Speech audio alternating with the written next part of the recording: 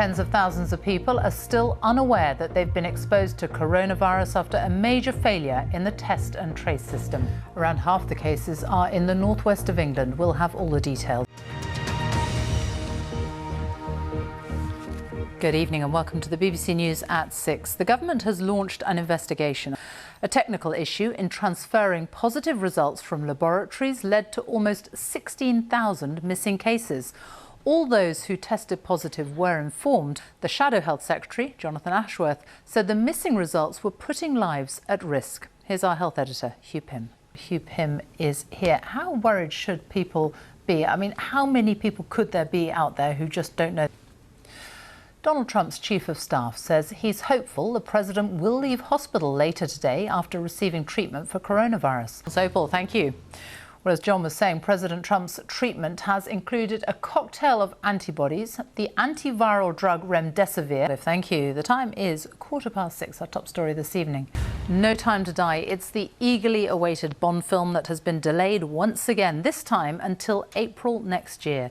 The Chancellor, Rishi Sunak, has promised to always balance the books despite increased spending in the wake of the coronavirus pandemic. 45,000 people took part in the London Marathon yesterday, but it wasn't the normal route through the city. Instead, it had to be a virtual marathon with runners choosing their own routes. Ken Jones, the oldest man to compete, and yesterday he completed the distance in gale force winds and rain.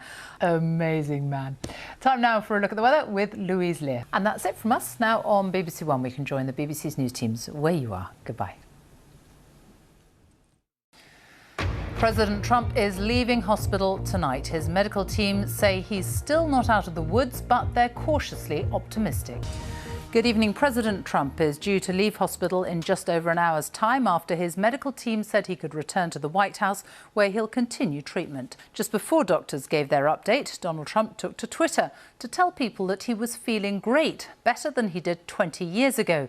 Well, as John was saying, the president has been given aggressive COVID treatments that doctors are calling uncharted territory. Here's our medical editor, Fergus Walsh.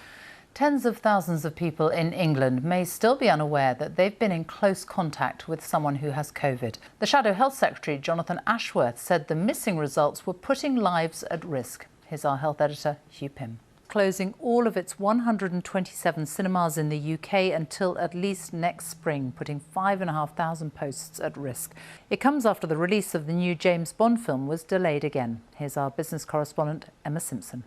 A British scientist who helped discover the hepatitis C virus has been awarded the 2020 Nobel Prize for Medicine. Now, there aren't many new films being released at the moment, but there is one that has caught the eye of the critics. It's called St Maud. Her debut stars Morveth Clark, a Welsh actress in her first lead role, who's also been singled out for praise.